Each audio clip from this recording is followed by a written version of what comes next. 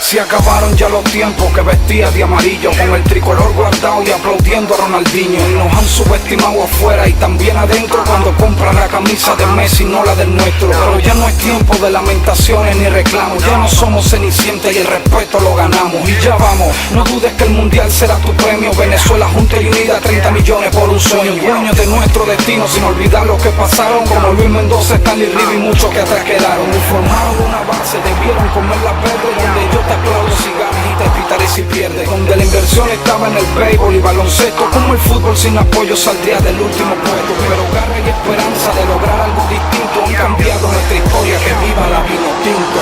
Garra, fuerza, clase, gol, animación, grito con emoción. Gol, clase, fuerza, garra, Venezuela arriba la selección.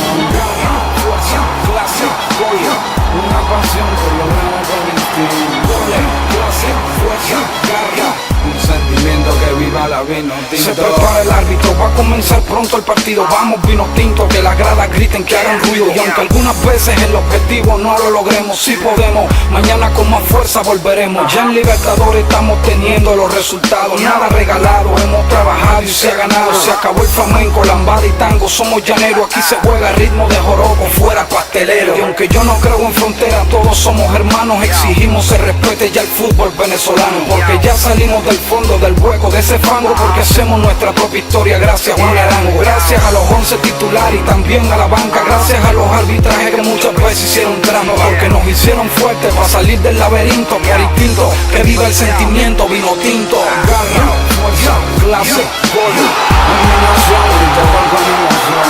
Gol, clase, fuerza, garra, es Venezuela arriba la selección. Garra, fuerza, clase, gol, una pasión por lograr algo distinto. Gol, clase, fuerza, garra, un sentimiento que viva la vino tinto. Garra, fuerza, clase, gol, animación, grito con emoción. Gol, clase, fuerza, garra, es Venezuela arriba la selección. Garra, fuerza, clase, gol, una pasión por lograr algo distinto. Gol, clase, fuerza,